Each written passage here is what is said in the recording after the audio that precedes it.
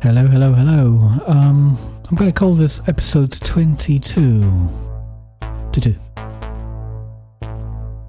This is the continuation of the conversation that I had with Chris. So we're literally just picking up where we left off. Just before we start, have a look at the show notes. Teespring thing. Purely voluntary, just like Patreon. I've got only one patron at the moment. Thank you, buddy. But I'm just running this as a sort of, see what happens. This is purely to cover the costs of running this podcast and hosting and all that jazz. Have a look at it. And now enjoy the conversation with Chris.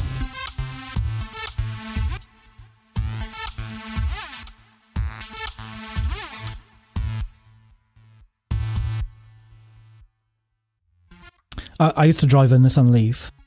Nope, at the time, this was years ago, none of the dealers that I contacted had an EV that they could give me for an extended test drive, not just like a 15-minute around the block type of thing.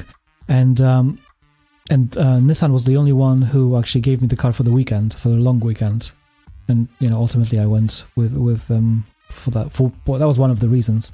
I also think when Nissan actually went leaps and bounds ahead of everybody else is that they had a platform since 2010 or 11, wherever Nissan Leaf came out. But they kind of lost the game at some point, and they stopped, updating the car quick enough, and they stopped. They were promising other EVs based on that platform, and they've never delivered. And obviously, Nissan Leaf is not exactly the most efficient EV out there. What do you think, like from a somebody who's been working in the OEM industry for a while? What do you think went wrong with them, apart from the political things and CEOs being what went wrong with Nissan? That is a long story. Is that for another episode? Or? I'm not sure. I think the issue is that batteries are expensive. You're effectively onboarding the cost of all your fuel. So you've rather than having a couple of $100 plastic fuel tank with all its other bits, you've got $5,000, $6,000, $10,000 worth of equipment in there, and people will pay a premium for that. But I suspect from Nissan's perspective, with their volume and their costs, they were probably not making much money on that vehicle at that stage in the battery technology where it is and everything else, and the volumes they're selling. So if you've got a vehicle you're not making much money on, and from their perspective maybe they didn't need it for compliance at that stage, the incentive to say, okay, we're then going to go and spend another $500 million of the company's money on upgrading this vehicle that already doesn't make money, it could be a difficult sell. And they'd go, well, why don't we spend that money on a new Qashqai that we know will make us this amount of money, that then gives us the situation, as I was talking about before, that ongoing investment. You can't spend money on the next generation of technology if you don't have the money in the bank. If you're not making money somewhere, you can't spend it. So it probably came down internally something along those lines, that when someone was sat there with do you want to spend the money on this, or do you want to spend the money on this, they've looked at them and gone, I would love to do the Leaf, but it doesn't make us any money, so why would you spend any more money on it versus where we could spend it on the on GTR or whatever whatever they were doing at the time. Yeah, I don't think GTR makes some money, but I think it's just but whatever it came, or this other product, and you have to, there's a finite, and this part of what I do is working out what we spend the money on, and all OEMs have a finite amount of money. VW have a bigger amount of money than most people because they generate the income, and it's usually done off they have sort of engineering budget is usually sort of a chunk of whatever there's a whole load of metrics on how it's worked out. But if you take in a lot more money, you can spend a lot more on engineering and development and everything like that. So that's kind of what it comes down to. So it probably was something as simple as, do we have to do this? And the answer is probably no. Are we going to make money from this upgrade? The answer is probably no. And then when you're, a CEO of the company who's ultimately responsible for delivering money and making sure you can spend money on next generation things, if you're in that situation, it's difficult to say, yeah, let's go and spend this money on something let's go invest that money there. So it probably came down to something as simple as that. Okay. Well, yeah. Because I feel like, especially because again, Tesla. Everyone's talking about Tesla, but I think that we're viewing Tesla from the sort of American perspective, but Tesla is kind of different, in a different realm in Europe, at least, because obviously the distances people drive are different. The use of the vehicle, the patterns are different in Europe in general, as a continent, to America, and it's probably different to the way people drive in Asia, which I have absolutely no idea about. But the Nissan, when they went for the Leaf, they did what probably Tesla would love to do at the time, is they've built battery production and testing facilities at every one of their factories, as well as the body, and they had a platform already built. So I'm just, obviously the battery technology wasn't there. So do you think they were just too early with that product? It wasn't ready, and that's why they decided not to scale it, because obviously nobody would have wanted to buy a Qashqai that can only do 60 miles of range. I think there's a couple of examples of you look at BMW and what they did there with the i8 and the i3. Now the i3, I love the i3. It's a brilliant little car. It is. But it's funky, it's different, and they've really gone and put it. But they haven't been able to scale that, and the i8 as well. Sort of that carbon. So they've spent an awful lot of money on that platform. I read somewhere it's like nearly $2-3 billion or euros on that platform. Isn't it a completely different factory from the rest of the BMW that they're building? I think it is, yeah. So they spent an awful lot of money on that, and they haven't been able to scale it up into other things. There hasn't been the bedrock platform that they've been able to do things, which is why VW's play on the MQB. It is the MQB. I'm saying that wrong. Hold on. But the MQB, their electric platform is that it is scalable, and this is the one they're betting the future on. And VW have an engineering budget of something like 13-14 billion dollars a year to spend on R&D. I think Tesla's around about $1 billion. So that's even though Tesla is worth a whole load more than VW, almost all the other OEMs together, VW is still spending more on R&D than Tesla, and that's that sort of weird. That's that slight change where Tesla are wanting to scale up and go into that, but they still need the liquid cash to do it, and to do that they need to be making good money, good revenue, and good streams off of everything else they do, so they can do that and then spend that and spend the money going forward. So it's almost when you look at a lot of these startups and understand is looking into their sort of the business strategy is really the sort of fascinating thing and how they do that differently. Which you can spend another 10 episodes on on it, and I'm no expert in going into the details of how these companies are structured, how they manage that, but just from the outlay, it's interesting to see how they do it differently. So, a bit of a contentious point, I think, but I'll ask anyway. It's not a dig at anybody, but because you said that the the way Elon Musk and Tesla and companies like that, they're working out how they're gonna do things is coming a bit more from a software development perspective, and I'm sure there's been listeners screaming at the phones or whatever, listening to this, thinking, but what about other OEMs? They're obviously bad about software. Why they can't spend those billions on software? So why do you think? Why do you think they are? Okay. I think they are.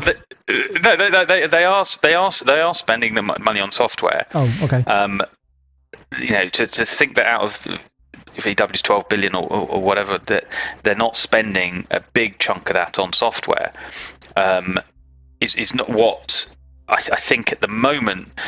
Tesla, and one of the really good things they've done, and one of the things that's taught, is probably a risk for them at the beginning, but actually looks to have paid off, which was sort of the connected vehicle. And they're not fully connected. They can update a lot of the modules on the vehicle over the air.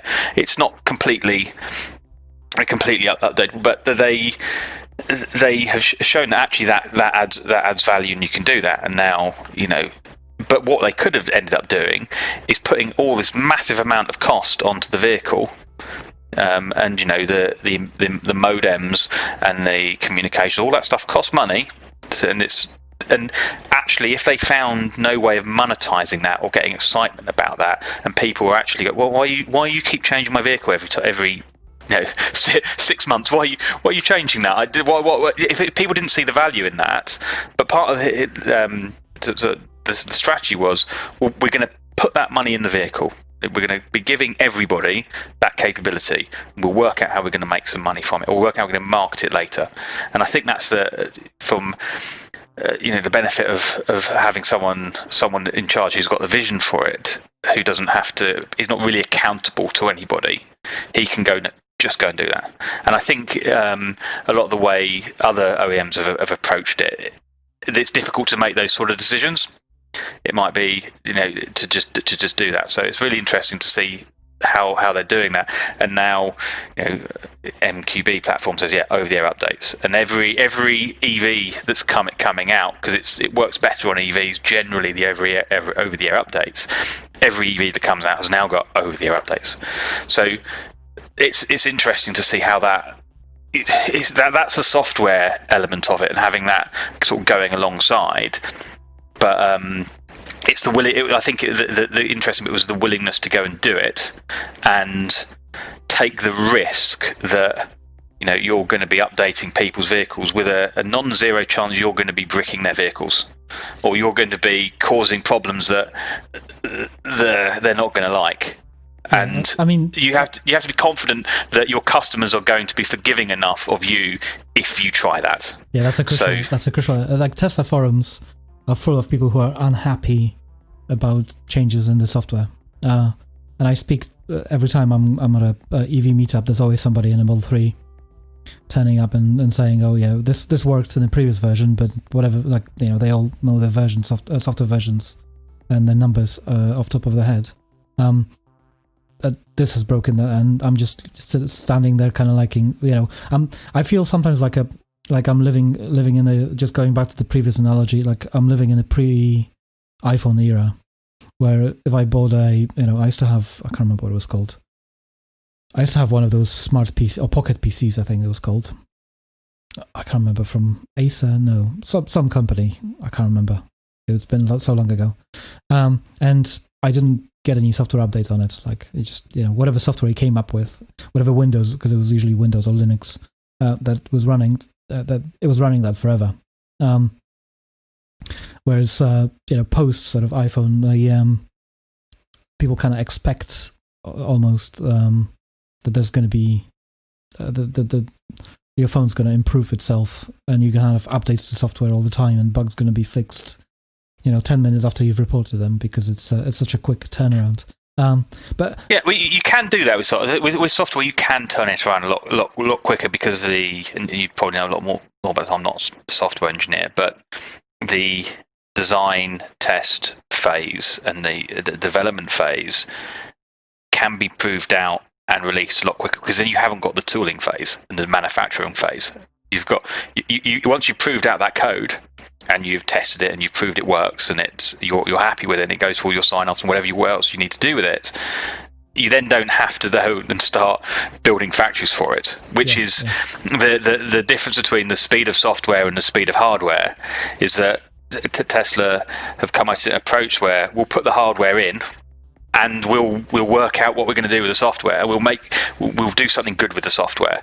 And even even something as doing an updated fart noise on the seat sensor, it's like that's a kind of enough to keep it. We'll do something with it. We don't know what it will, but that will generate media. It will just something that generates hype and all the other stuff. So he's very good at turning that, using that software to do to generate it, which is brilliant to see. And other OEMs and other startups are doing the same thing. But yeah, do you think that's going to be kind of expected behavior from, the next sort of couple of years, that it's going to be more and more vehicles coming from other OEMs, where people will almost expect? Because I think I expect the sort of over the software updates. Because I have this is like a cynic in me would like to say that the benefits of this over the air updates on Teslas are almost a side effect of a very clever idea to design things differently in those vehicles. So there's traditionally a lot of trinkets in cars are kind of black boxes that just have their firmware and they just do thing, and you can't really touch it without actually taking it out and opening it up. But in case of Teslas, I think they've designed the whole car to be much more software driven rather than black box hardware driven from different suppliers, and that allowed them to churn things quicker. So even if the software wasn't fully ready, and that was certainly the case in case of Model 3, initially when it was released for the first year, there was loads of things that were missing from that car. They were able to release things and then just fix them in a post, almost, as the joke goes. I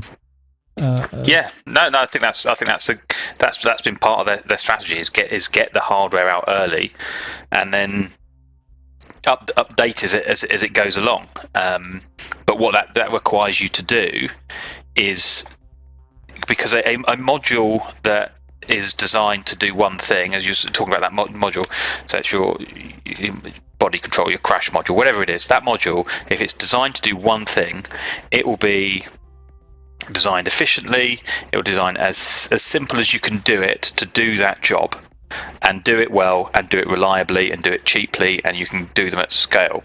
So you've got the black box that does that job is very good at doing that job. As soon as you want to have that enabled to, and I'm going off of what I've read. This is from other sources. But as soon as you want that to do something else, you then need to have double the memory, because you can't wipe it and then put the new update on. And you have to have double the processing, and you have to have the flexibility built in. All adds cost, and if you do that across all the modules across the vehicle, you're building into the hardware a whole load of cost, a whole load of complexity, a whole load of things can go wrong, a whole load of the other stuff that you try and avoid naturally when you're trying to engineer something. You purposely put that in because you think you can get a benefit from it later on. So that's that jump and that faith that he has that, one, it won't come back and bite him. It probably has on a few times, I'm sure it has, but also that he can, you can do that. And I think a lot of people are sort of coming around to that. But when you said, will people expect it? I think it depends on the people. There's a lot of people who like their car, like it set just as they like it. They like to have the radio set just as they like it. They like to have the seat just like they like it to be as they like it. And people who drive lots of different cars are probably a little less. I don't really care anymore, because I get to drive a lot of different cars, so I'm used to getting in and changing everything around. But does the customer that really likes their car as they like it and is used to it, do they want their software updating every 6 months? I'm not sure they do. But if they don't, how do you then cater for that customer, as well as the customer who wants a new exciting feature every 6 months because they're an early adopter and they're really excited to go on the forums and talk about it and share their friends about it. And it's how do you balance those two customers? And at the moment, the early adopters of EVs are very much in the we want new stuff, it's great, we know what we're talking about, they're up to they know more about the technology, they know what they're doing.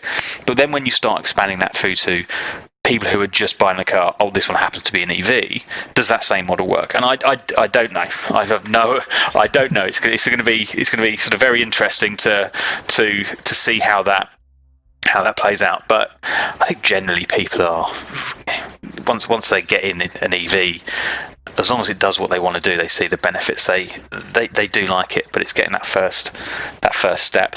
Yeah, I know very few people who went back from an EV to an ICE.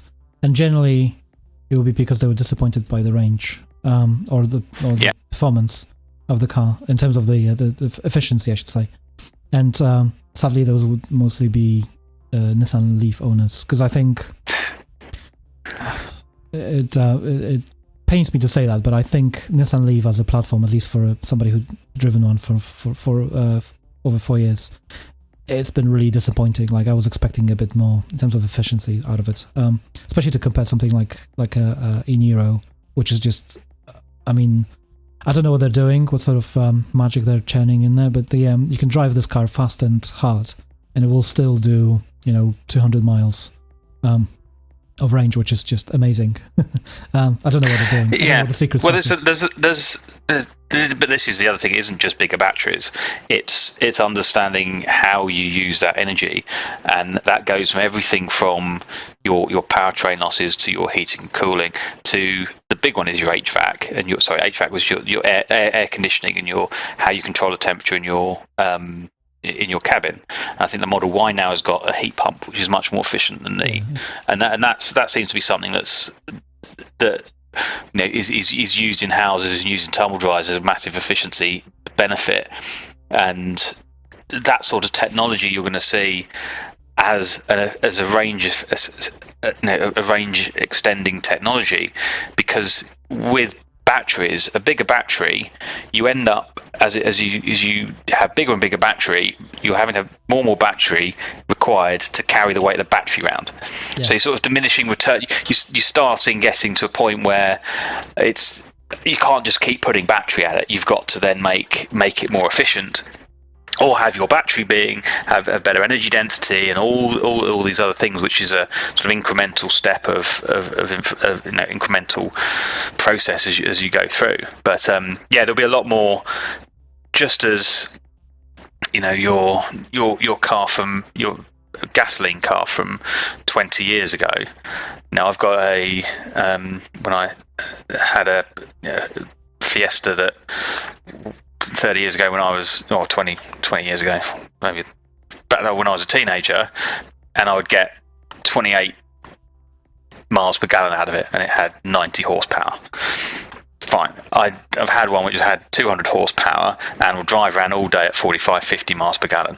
So you've got twice the power, but a massive step in fuel efficiency and a heavier vehicle. And you'll see that sort of efficiency build up in the EVs as well, not just from range, but from how the vehicle is getting more efficient at managing that energy. And you've probably seen that in phones as well. Phones are now better at managing apps in the background, at managing how the energy is used, so you get the most from the battery without having to do it. Yeah. And I think Tesla seems to be very good at that, but they've got a lot of data. They've got vehicles out there that have been doing it, so they've got data on that. So I think they've designed the powertrains as well, because Nissan Leaf had a heat pump, but for some reason when you drove that car slightly over 60 miles an hour, the efficiency of the powertrain was just dropping, and whether that was the heating, it was probably the overheating. It just made a difference. Whereas I can drive my car, legal speeds in the UK, adult speeds, drive it hard, and it's fine. Same with Model 3. It is a very efficient car. Look at this driver. He is determined to pass the vehicle in front, no matter what is approaching. It's pure selfishness, and it's dangerous. Never drive like this, chap. What do you think is going to have to happen in terms of the battery technologies? Like, obviously, not going to ask you about any specific programs, but but when you're working on, like, all the OEMs, presumably, not just Ford, but all the OEMs now work on the, vehicles that are going to be out there in 5-10 years. Do you just work on predicted energy efficiency and improvements in terms of the battery density, or are there already some existing sort of R&D level programs out there, do you think, that allow people to this is all new technology, so you can't predict it as easily as you can, with the fuel efficiency, for instance, in the ICE cars. We have loads of data backing up, what we can do about those, but when it comes to batteries, and large-scale batteries in EVs, I think we have less data than fuel. I think so. But if you look at the technology out there and look at what some of the big battery suppliers are saying in public as well, so the LG Chem and Samsung and everything, they have probably got a view of where they think their batteries are going to be over the next 10 years, 5 to 10 years. They know the technology, the chemistry, the incremental steps. They've probably got a pretty decent view of where they're going to be in that sort of time frame. The 50%, the massive jump, is, I don't think anyone's banking on. I don't think anyone's come out. You often see these stories that researchers worked out how to charge a 100 kilowatt battery in 5 minutes. Well, yeah. Of course they haven't done that. I see those stories every 2 weeks, and I have to remind people, what sort of cables they would have to have. Yeah. It doesn't pass the basic physics and thermodynamics test. So, but it's people have been making batteries for a long time. The chemistry is well known, and I think for probably the current generation of cell and technology and everything else, people have got there's incremental steps to go to go forward. But in 10 years, 15 years, is there going to be a major step down in cost or increase in efficiency? I don't know. Hopefully, maybe not. Maybe it was something completely different. But it is always evolving, and you've got some big industries working on it. People at Samsung, people at LG, and the amount of money that's being ploughed into China. Got a lot of researchers working on a lot of different aspects of it, and they'll, as we were, when I was working on turbocharged gasoline engines, we were able to fairly confidently predict we'll be able to make efficiencies every 3-4 years or whatever it was. Though in their mind they would say, we think we can get 3%, 5% here and there, and do it that way. So I don't think there's any. At the moment, I've not seen anyone come public with a magic bullet saying here's the with a credible story anyway. But I hope they do. It'd be brilliant. I mean, don't you from the 24 kilowatt hour Leaf in 2011 to what we have had 2 years ago, 64 kilowatt hour Leaf within almost the same space. That's a massive jump in terms of the density of the batteries. So if we can double that again in the next 8 years, I think that would be brilliant. But that's come as probably a dozen small steps. Yeah. That hasn't come as someone thought, but that's the way. Suddenly we've reinvented the battery. That's come of your nuts and bolts grinding engineering, where you are going through and getting 1% here, 2% here, like fraction here, and doing better and better and better, and getting more and more out of it, and understanding how to use that energy better, and the manufacturing process gets better, which means you get a smaller space, you're able to call it efficient. So it's that incremental engineering efficiency and iteration that will get you those sort of that when you look back at it over 10-year period. Oh, actually, we've got quite far, haven't we? We've done really well, but it was all just a load of incremental steps. And it's relatively new, so there's still a long way to go, I'm sure. Yeah. But it would be great if we can get the massive magic bullet that where the water powered battery or whatever it's been touted out. I get, because I do a podcast, I get emails like at least once a week, or if not more often, from people suggesting things or businesses doing this and that, and I just roll my eyes so hard because some people say that software engineering is a lesser of an engineering, but your mindset is still like, how is that physically achievable? You still doubt that cynical. Like when you're an engineer, you're naturally cynical, and you have to kind of look at things and be like, really? You have to. I always say, when you're going through an engineering problem, if you're in a room full of engineers and you have a problem, like everybody, the first hour or whatever the time frame, depends how big the problem is of people just telling you how you can't do it. Is everybody coming up with in their minds, here's the reason why, here's it's difficult, and then you start to get the inkling of, oh, well, maybe, what if we did that? And then you go through whatever amount of those small inklings of maybes, what if we did that, and then one of them would get bigger and you go, oh, okay, and then suddenly the momentum takes off when everybody is like, right, we can do it, and the excitement goes, and you go from that really sort of cynical down, which is why if you speak to an engineer, like their first response is usually, well, that won't work, because it's just because of the training and the knowledge and the background, and actually most of that doesn't. But it's interesting as that I always enjoy that process where you've got a problem that no one feels they can solve, and it starts off with everybody looking at, oh, look at all the problems, aren't they, we never able to do it, and then it gradually grows into a sort of momentum of, oh, we've got a solution to this, we can do this, we can do it, and coming up with a solution. It's quite a fun process actually doing that, and which I'm sure it's the same in software as well as you're working. Well, when I read things, I always look at the sort of the physics and the like inverse square law and like the fundamentals that you can't really, like, you can't break the laws of physics, as I'm sure many people have said. And when I read articles like you said about batteries that charge in 5 seconds and all sorts of other rubbish, like we all need wireless chargers for our cars and all these sort of great things, and then you read about.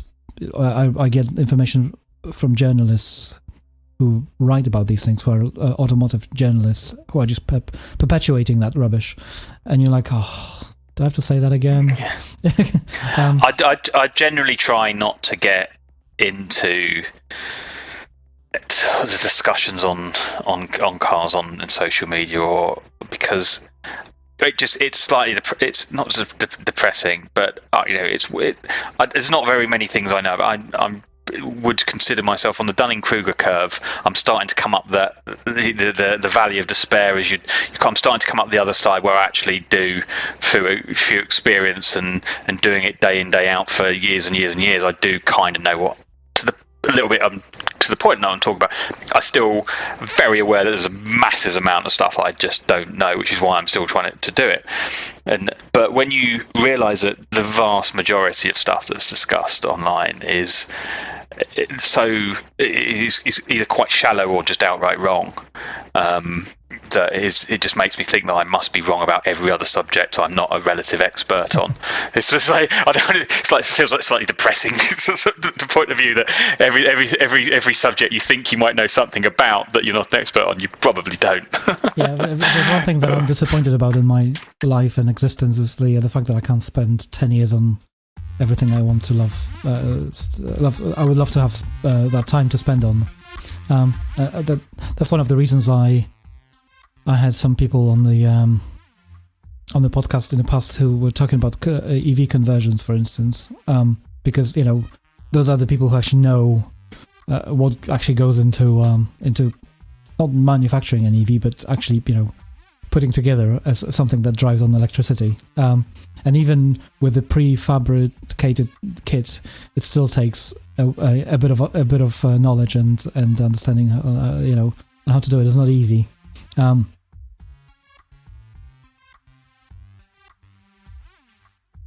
But what I like about Tesla is they like I say they've never actually came up and said, oh, this is a prototype. Well, actually, they've done recently, but they mostly, when they put something out there for people to see, it's a drivable vehicle. It's not just a concept that, Cybertruck, I'm struggling with.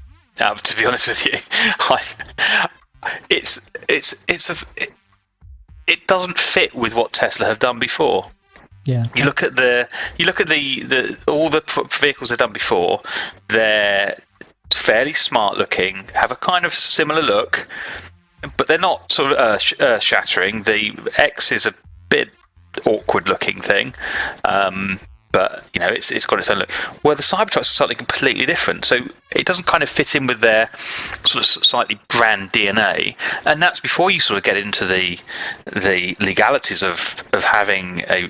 There's a reason that vehicles have bodies that crumple and crush, is because that's the only way you can get through crash tests, and there's a reason you don't have, neck height sharp, incompressible metal points at the front, is because that's where pedestrians hit. Exactly.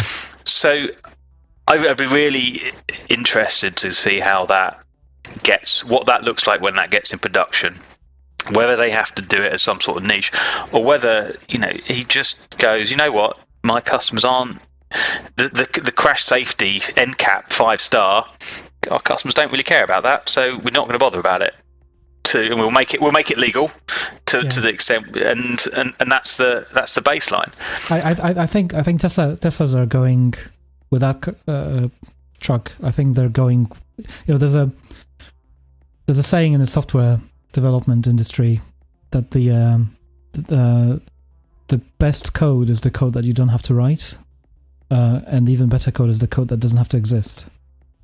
So I think they just went with that mentality, like, how do we, we have all these panels and all that jazz, stomping and welding, and how can we just get rid of all that and just make it super simple? And then somebody said, well, we will have to make a vehicle that looks like this. And then Elon was like, that looks great. Let's just do that. It's... yeah. Whereas in a traditional automaker probably meeting, somebody would be like, but nobody's going to buy this, and the people have all these questions, whereas they just went, well, it will shock the people and somebody will buy it, let's go with it. I just wonder what all the people who've put down the deposit around the world, because that vehicle might be produced in the US and might actually come out in the US, who knows.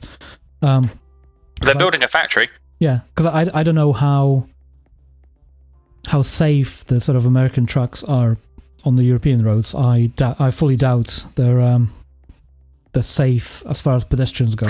Well, the I won't get it. It gets very complicated. I'm sure it because the way trucks are in what segments trucks are, and the big trucks and passenger vehicles are in different. It gets very complicated, especially with regulations. But there's lots of loopholes in North America. But generally, the sort of crash regulations in North America, if you pass North America, you usually pass Europe. But where they fit in and where the Cybertruck would fit into the weight classes is also another question, because then that sort of gives you an indication. If you turn it into a heavy duty vehicle, you might not have to pass all of the regulations. It's almost like you see those big UPS big step-in van things built off massive heavy duty, and they don't really have to. They're a certain class that don't have much regulation, and if they make the Cybertruck heavy enough, it will fit into that class. You'll need special driver's licenses and everything to drive it, but you can kind of. So it's just trying to work out how they're gonna to pitch it. But it's fascinating. I genuinely it's fascinating. What I really sort of wish some luck, because we need the whole industry needs people to be doing innovative things and pushing it and seeing what works and what doesn't, especially in the EV space. I think it goes back to what you said, that the margins are thin now, and one of the reasons they're thin is because traditional OEMs manufacture things for everybody, So by nature, you have to kind of split yourself into so many different areas. You're not going to be focused on one or two, so you're going to make less money. Whereas somebody like Tesla have still the narrower market, so they can they can have fun with things. Basically, they can take the risks. I think. But they're still not making the money. They still got thin margins. They're still making a lot of money from selling CO2 credits to other OEMs. Yeah. So they've the cash flow is another story, but it's. I'm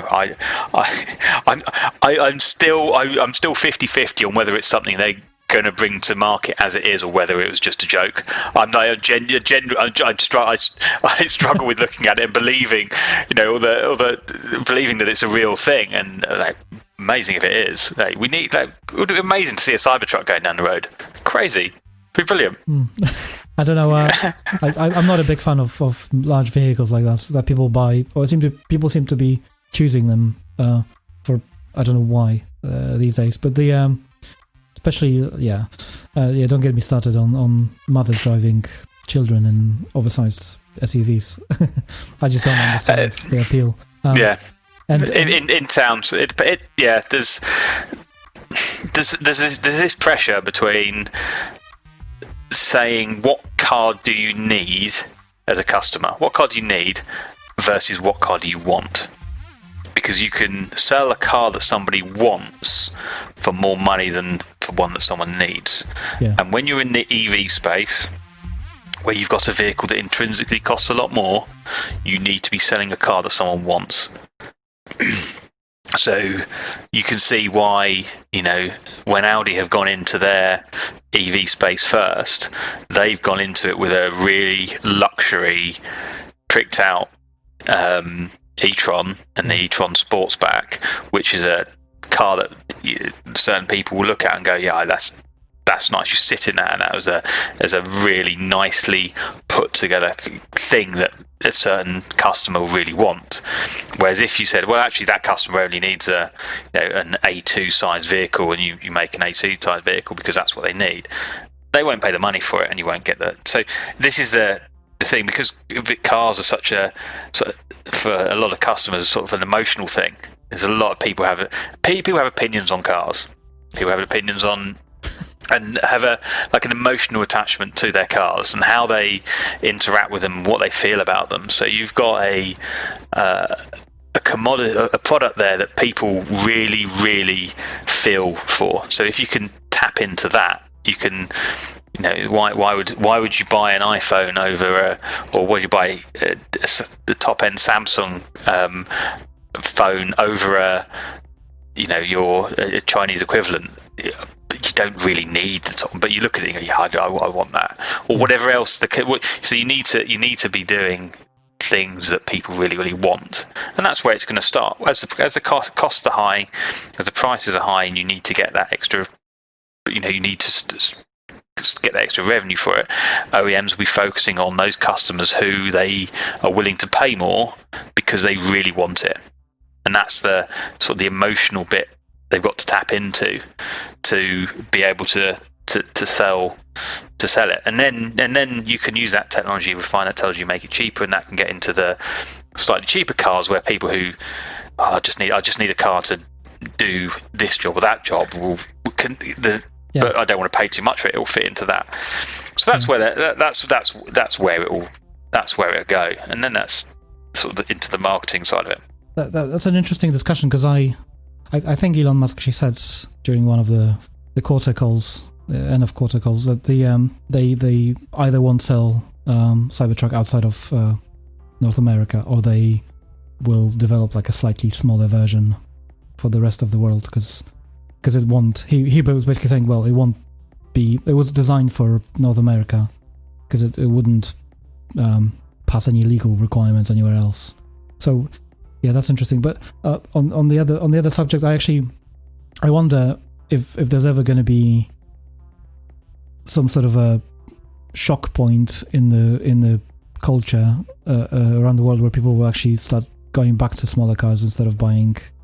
Because I think I think loads of people are buying bigger cars because they think, oh, I could use the space, and then naturally, when you have the space, you start filling it up with crap. And then once you have that crap in your car, when you buy a new one, you need to fit that crap somewhere else again. Because, I'm sure, well, my parents didn't drive too much because where I was born, but I'm sure if I ask my wife, in fact I have, they had very small cars when they were children, her parents, and everything was fitting fine in those cars. They could go on, because my mother-in-law would pack everything for a week of holidays, so they didn't have to even go to shops. They would rent a cottage somewhere and just bring everything with them. And that was like in Morrison, whatever, or, one of those sort of old-timey cars in 70s or 80s. Actually, 80s, sorry. They're not that old. And I'm sure those cars were much, much smaller than your modern SUV that people buy these days, whatever the Volvos or Land Rovers people drive. But this is also the beauty of an EV, is that your ID3, because it's on a dedicated BEV platform, you haven't got the engine at the front and all these other things, your ID3 on the outside is the same size as a Golf. So on the inside, it is more akin to a Passat.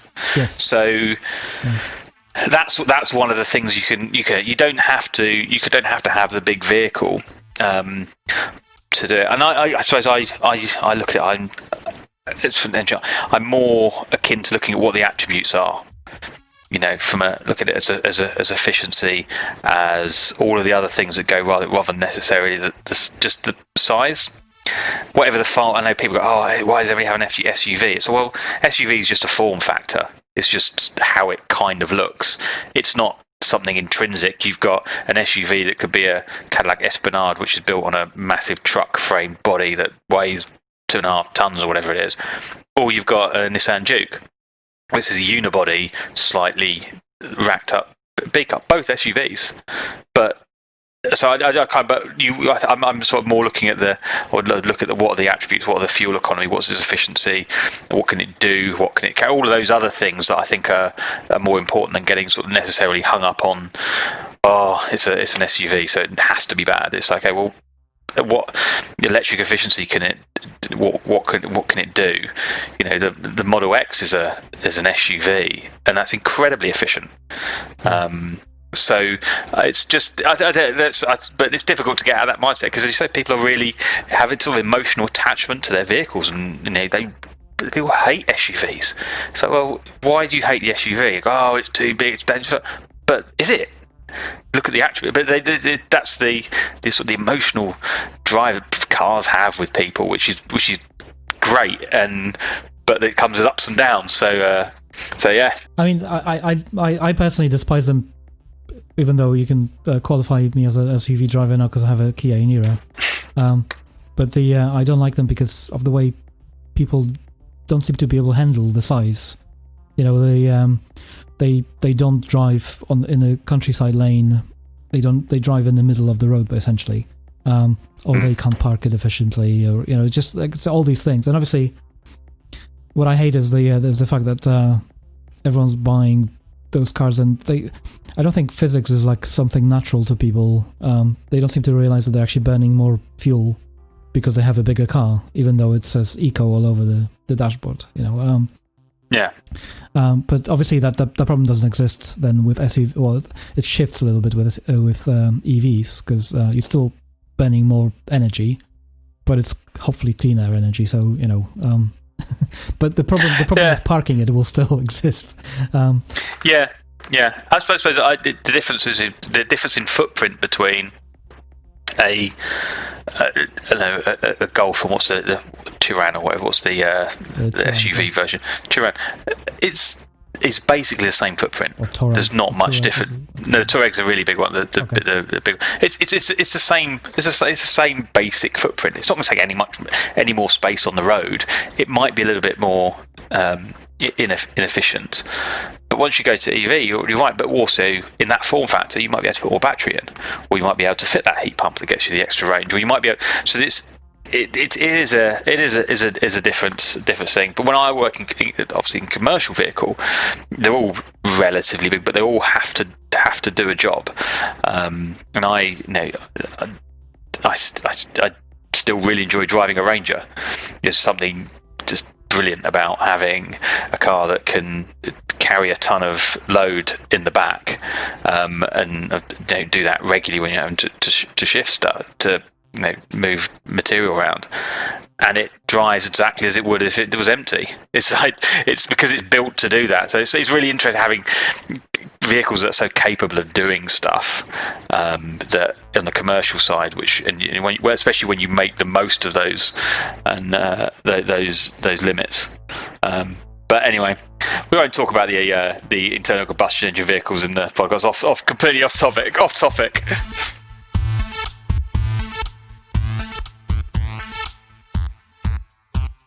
Well, folks, that's it. I've had a very lovely conversation with Chris. Thank you very much for your time, sir. I hope anyone listening to this has learned something and discovered something new. I will certainly talk to Chris in the future, because there's still been a lot of things that we have not talked about. As always, thank you for listening. Check us out on Twitter at TakeItEV, Patreon, TakeItEV, and the links down below as well for the merchandise. CS.